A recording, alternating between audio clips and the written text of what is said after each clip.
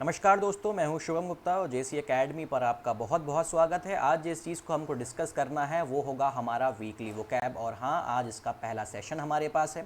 आज इस वोकैब के सेशन में मैं आपसे डिस्कस करूंगा आपके एग्ज़ाम से रिलेवेंट और एग्ज़ाम के लिए ज़रूरी लेटर ए से स्टार्ट होने वाले सारे के सारे वोकैब के वर्ड्स, जहाँ पर इसके एंटोनिम सिनोनिम मैं आपसे डिस्कस करूँगा। साथ ही साथ इसका मतलब बताने के साथ साथ मैं इसका पार्ट ऑफ स्पीच भी आपसे डिस्कस करूँगा। इस सेशन की खास बात यहाँ पर यह है कि यहाँ पर इस लेटर, ये जो ए यहाँ पर लिखा हुआ है, इससे रिलेटेड जितने भी नेगेटिव वर्ड्स हैं वो यहाँ पर डिस्कस किए गए हैं, पॉजिटिव वर्ड्स यहाँ पर डिस्कस किए गए हैं। Previous year questions letter A से जितने भी यहाँ पर आए हैं वो भी यहाँ पर डिस्कस किए गए हैं। एक्सपेक्टेड क्वेश्चंस भी मैंने यहाँ पर फ्रेम किए हैं। साथ ही साथ ऐसे हमारे पास वर्ड्स जो कि करंट अफेयर्स में आजकल यूज़ हो रहे हैं, जो कि लेटर ए से स्टार्ट होते हैं, वो भी हमने यहाँ पर इसका यूज़ बेसिकली हमारे सेशन में किया है।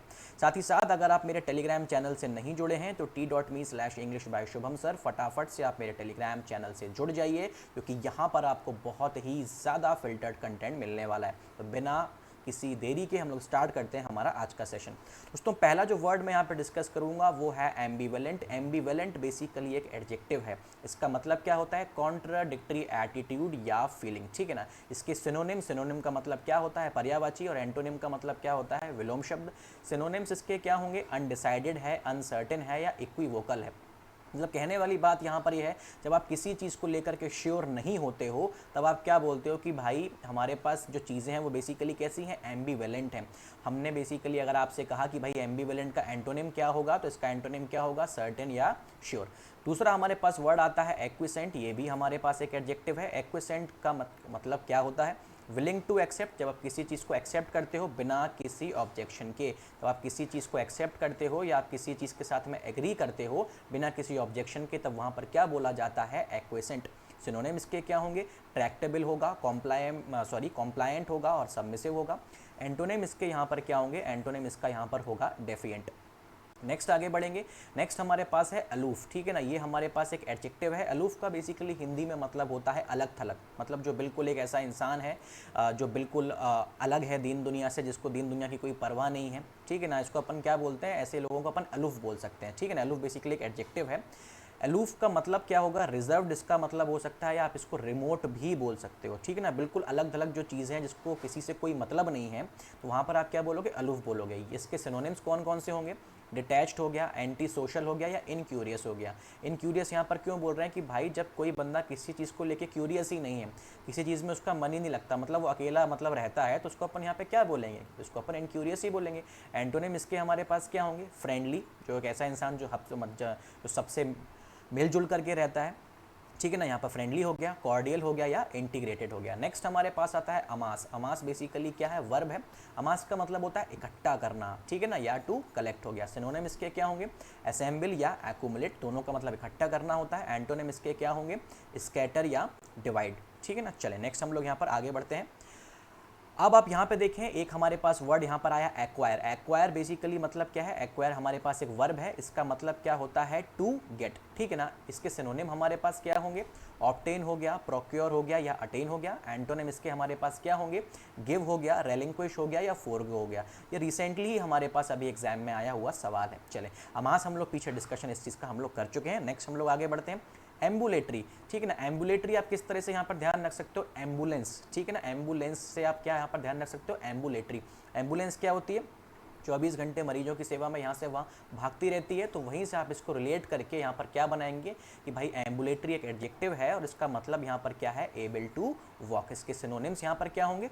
पोर्टेबल। जैसे हम लोग बोलते हैं ना कि भाई हमारे पास ऐसी हमारे पास जो मोबाइल है, मोबाइल क्या होते हैं भाई? मोबाइल हमारे पास वो ऐसे टेलीफोन है जो कि पोर्टेबल है, आप उसे कहीं पर भी ले जा सकते हो, ठीक है ना। इसलिए हम लोग इसको जो मोबाइल होते हैं उसको हम लोग क्या बोलते हैं कि भाई वो एक पोर्टेबल डिवाइस है, उसको आप कहीं पर भी ले जा सकते हो। एंटोनिम इसके क्या होंगे? इमोबाइल हो गया और क्या हो गया यहाँ पर? स्टिफ हो गया। नेक्स्ट हम लोग आते हैं आर्कैक। ये बेसिकली हमारे पास एक एडजेक्टिव है। इसका मतलब क्या होता है? ओल्ड हो गया या आउट ऑफ यूज़ हो गया या आउट ऑफ डेट हो गया। मतलब ऐसी कोई चीज़ जो बहुत ज़्यादा पुरानी है और अभी प्रचलन में नहीं है। सिनोनिम इसके क्या होंगे? एंशियंट हो गया, एंटीक हो गया या ऑब्सोलीट हो गया, ठीक है ना। लोग आप लोग ने सुना होगा, कई बार लोग बोलते हैं कि भाई ये बड़ा ही एंटीक पीस है। एंटीक पीस का मतलब क्या होता है? एंटीक पीस का मतलब ये होता है कि भाई कोई ऐसी पर्टिकुलर चीज़ है जो आउट ऑफ यूज़ है या आउट ऑफ डेट है। एंटोनिम इसके हमारे पास क्या होंगे? मॉडर्न हो जाएगा, बिल्कुल सही है, लेटेस्ट हो जाएगा और कंटेम्प्रेरी हो जाएगा, ठीक है ना। नेक्स्ट हम लोग यहाँ पर आगे बढ़ते हैं। नेक्स्ट हमारे पास आता है एरिड, ठीक है ना। ये बेसिकली एक एडजेक्टिव है। एरिड का मतलब क्या होता है? वेरी ड्राई या ड्राई मतलब सूखा, बहुत ज़्यादा सूखा। सिनोनिम इसके क्या होंगे? ड्राई आप यहाँ पर इसका सिनोनिम लिख सकते हो, और इसके एंटोनिम यहाँ पर क्या होंगे? एंटोनिम इसका क्या हो जाएगा? मॉइस्ट यहाँ पर हो जाएगा, मतलब किसी चीज़ में नमी है या कोई चीज़ थोड़ी सी गीली है। अब हमारे पास आता है एसेस। एसेस बेसिकली क्या है? ये हमारे पास एक वर्ब है। एसेस का मतलब क्या होता है? मूल्यांकन करना, ठीक है ना। टू एस्टिमेट या to determine the value of something. इसके सिनोनिम हमारे पास क्या होंगे? पर्यायवाची यहाँ पर क्या हो जाएंगे? मेजर या जज। इसके एंटोनिम यहाँ पर क्या हो जाएंगे? गेस, मतलब अनुमान लगाना, ठीक है ना। चलो नेक्स्ट हम लोग आगे बढ़े। नेक्स्ट हमारे पास आता है आर्केन। ये बहुत ही ज़्यादा इंपॉर्टेंट है, ये अक्सर पेपर में पूछा जाता है। ये पहली बात तो यहाँ पर एक एडजेक्टिव है, ठीक है ना। आर्केन का मतलब क्या होता है? Known by very few people, या शुद्ध भाषा में इसको मैं यहाँ पर बोलूँ तो गुप्त। आप इसको यहाँ पर ध्यान इसका रख सकते हैं, ठीक है ना। गुप्त मतलब कोई चीज़ अगर गुप्त है तो इसको वहाँ पर आप क्या बोलेंगे? आर्केन बोल देंगे। सिनोनिम इसके बेसिकली क्या होंगे? पर्यायवाची क्या होंगे? मिस्टीरियस हो जाएगा, क्रिप्टिक हो जाएगा या रिकॉन्डाइट हो जाएगा। एंटोनिम इसके यहाँ पर क्या होंगे? कॉमन या मुंडेन, ठीक है ना। ये यहाँ पर इसके एंटोनिम्स हो जाएंगे। मतलब कॉमन या मुंडेन का मतलब क्या होगा? ऐसी चीज़ या ऐसी कोई पर्टिकुलर बात जो सभी को पता है, ठीक है ना। अब हमारे पास आता है एनालॉगी। ये बेसिकली एक नाउन है यहाँ पर, ठीक है ना। अब देखो यहाँ पर क्या लिखा है? The act of comparing two things that are alike.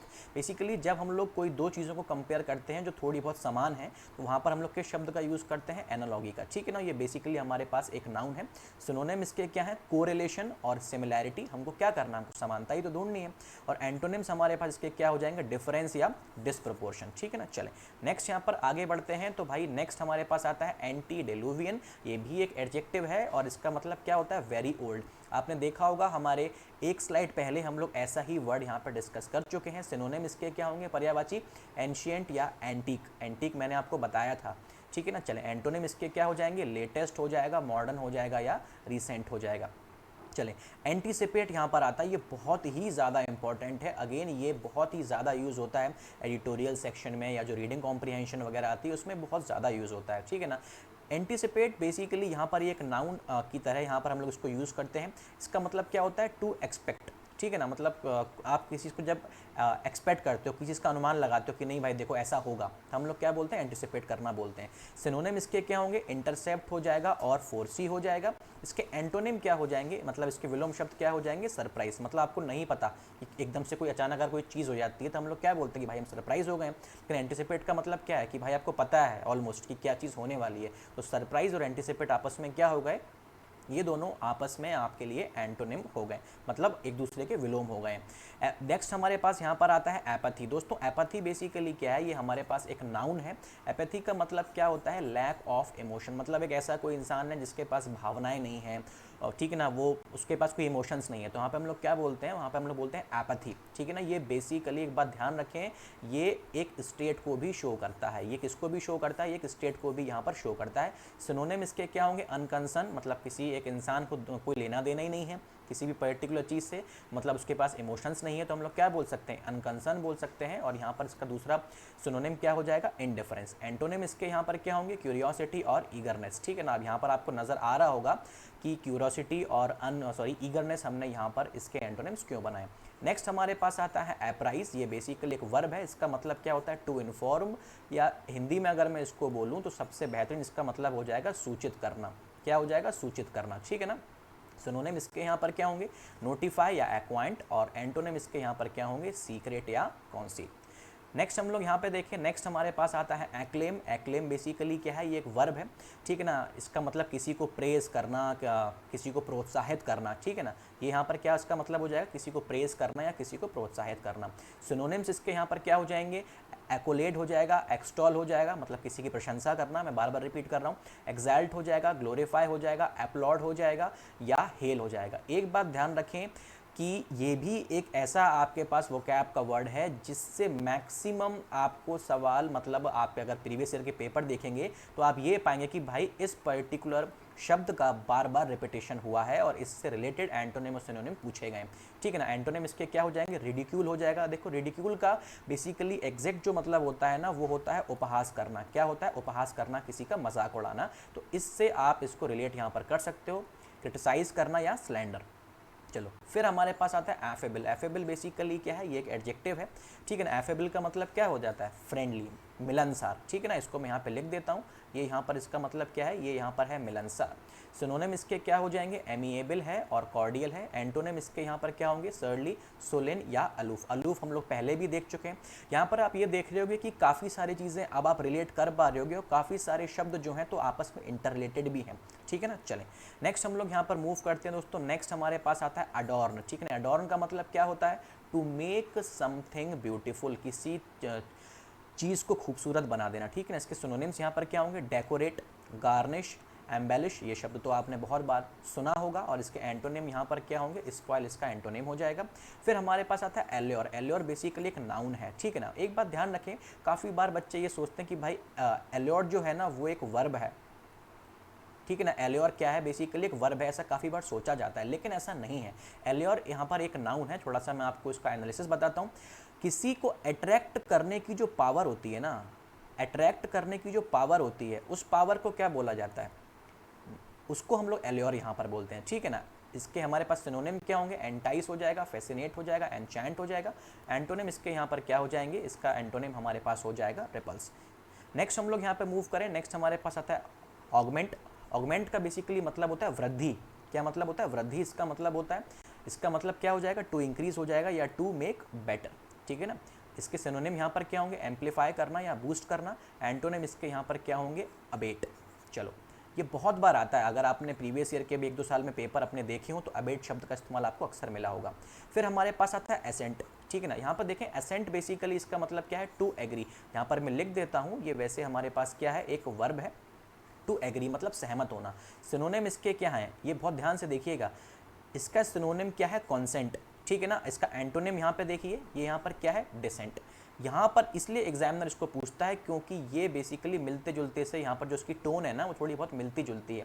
ठीक है ना। इसलिए वो यहाँ पर इसको पूछता है कॉन्सेंट, डिसेंट, ताकि बच्चे कंफ्यूज होते हैं, इसलिए इसको जानबूझ करके पूछता है। इसका दूसरा सिनोनिम यहाँ पर क्या है, एसिड है।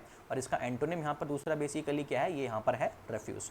चलें नेक्स्ट हमारे पास आता है एसेंड। एसेंड बेसिकली एक वर्ब है। इसका मतलब होता है टू मूव अपवर्ड्स, ऊपर मूव करना। सिनोनिम इसके यहाँ पर क्या हो जाएंगे, राइज हो जाएगा, क्लाइंब हो जाएगा, सोर हो जाएगा। एंटोनिम इसके यहाँ पर क्या होंगे, डिक्लाइन, फॉल या डिसेंड। फिर से यहाँ पर देखें, ये यहाँ पर दिखा हुआ है एसेंड, यहाँ पर लिखा है, और ये यहाँ पर क्या लिखा है, डिसेंड लिखा है। फिर हमारे पास आता है आर्डेंट। ठीक है ना। आर्डेंट का बेसिकली मतलब क्या होता है, शोइंग स्ट्रॉन्ग फीलिंग्स, मतलब बहुत ज़्यादा जो बंदा भावनात्मक होता है। ठीक है ना। उसके लिए हम लोग यहाँ पर क्या यूज़ करते हैं, उसके लिए हम लोग यहाँ पर यूज़ करते हैं आर्डेंट शब्द का हम लोग यूज़ करते हैं। सिनोनिम इसके कौन कौन से होंगे, फर्वेंट हो गया, वेहेमेंट हो गया, फरविड हो गया, टॉरिड हो गया, एंथुसियास्टिक हो गया और जेलस हो गया। ठीक है ना। एंटोनिम इसके क्या होंगे, एपैथेटिक, ये हम लोग पीछे भी कर चुके हैं। और यहाँ पर क्या आ जाएगा, पर फंक्शनली। चलो दोस्तों इसके बाद हमारे पास आता है एरेबल। ये बहुत ही ज़्यादा इंपॉर्टेंट है, अभी रिसेंट पेपर्स में आया। ये हमारे पास एक एडजेक्टिव है। एरेबल का मतलब होता है फर्टाइल। ठीक है ना। मतलब ऐसी कोई ज़मीन आप इसको बोल सकते हो जो कि खेती के लिए बिल्कुल उपयुक्त है। ठीक है ना। तो इसको हम लोग क्या बोलते हैं, फर्टाइल। का बेसिकली दूसरा मतलब हमारे पास क्या होता है, एरेबल होता है। सिनोनिम इसके कौन कौन से होंगे, पहला ये हमारे पास क्या है, टिलेबल है। एंटोनिम इसके कौन कौन से होंगे, इनफर्टाइल या बैन। फिर हमारे पास बेसिकली आता है एप्रोवेशन। एप्रोवेशन का मतलब होता है अप्रूव करना, ऑफिशियली किसी चीज़ को बेसिकली क्या करना, अप्रूव करना, सैंक्शन करना या रेटिफाई करना। इस शब्द को यहाँ पर बहुत ध्यान से देखिएगा, यहाँ पे क्या लिखा है, ऑफिशियल लिखा हुआ है। एप्रोवेशन का मतलब क्या है, अप्रूव करना तो ठीक है, लेकिन साथ में कैसा, ऑफिशियली किसी चीज़ को अप्रूव करना। सिनोनिम इसके कौन कौन से होंगे, ऑथराइज कर देना। एंटोनिम इसके यहाँ पर कौन कौन से होंगे, रिफ्यूज़ल या रिजेक्ट। चलें नेक्स्ट हम लोग यहाँ पर मूव करते हैं। नेक्स्ट आता है एपोजिट। एपोजिट बेसिकली क्या है, एक एडजेक्टिव है। इसका मतलब क्या होता है, एप्रोप्रिएट। ये भी हम लोग पहले कर चुके हैं। सिनोनिम इसके कौन कौन से होंगे, रेलेवेंट या सूटेबल। देखो एप्रोप्रिएट का मतलब होता है उपयुक्त। ठीक है ना। एंटोनिम इसके कौन कौन से होंगे, एक्सट्रेनियस। मतलब एक्सट्रेनियस का मतलब क्या है भाई, एक्सट्रेनियस का मतलब क्या हो जाएगा, जो चीज़ रेलेवेंट नहीं है, ज़रूरत से ज़्यादा है, रेलेवेंट नहीं है, इसलिए हम लोग क्या बोल रहे हैं, एक्सट्रेनियस बोल रहे हैं, ठीक है ना। यहाँ पर आप देखिएगा, इसको इस तरह से समझो, यहाँ पर दिया है एक्सट्रेनियस, मतलब कोई चीज़ ऐसी है जो चीज़ एक्स्ट्रा है, हमको सिर्फ इतना हिस्सा चाहिए था, लेकिन ये चीज़ और क्या है, ये चीज़ एक्स्ट्रा है। जब एक्स्ट्रा है तो ये चीज़ हमारे पास रेलेवेंट नहीं है ना, हमको सिर्फ मान के चलिए कोई लकड़ी का टुकड़ा है, हमको सिर्फ इतना चाहिए था, लेकिन इतना लकड़ी का टुकड़ा क्या है, ये हमारे पास एक्स्ट्रा है। एक्स्ट्रा है मतलब इसकी ज़रूरत हमको नहीं है, मतलब ये रेलेवेंट नहीं है, तो इसको हम लोग क्या बोलेंगे कि भाई ये रेलेवेंट का ऑपोजिट है, ठीक है ना। नेक्स्ट हमारे पास इसका एंटोनिम क्या हो जाएगा, इनएप्लीकेबल। एमेलियोरेट आता है, ये एक वर्ब है, इसका मतलब क्या है, टू मेक बेटर। सिनोनिम क्या होंगे, टू इम्प्रूव, अमेंड या रिफाइन। एंटोनिम्स इसके कौन कौन से होंगे, डिटेरियोरेट, ठीक है ना। फिर हमारे पास आता है वर्जन या एग्रावेट। चलें दोस्तों, इसी के साथ हमारा ये वाला सेशन यहाँ पर ख़त्म होता है। मैं हूँ शुभम गुप्ता, आपका वोकैब से रिलेटेड जितने भी आपके पास दूसरे कोई इश्यूज़ हैं या आप और कोई सेशंस अगर यहाँ पर चाहते हैं तो प्लीज़ कमेंट सेक्शन में आप यहाँ पर इसको लिख दीजिए। नेक्स्ट जो हमारे पास वीडियो आएगा वहाँ पर हम लोग डिस्कस करेंगे लेटर बी से स्टार्ट होने वाले जितने भी हमारे पास वोकैब के वर्ड्स हैं। साथ ही साथ जो हमारा टेलीग्राम चैनल है, उस टेलीग्राम चैनल को आप फटाफट से जा करके ज्वाइन कर लीजिए।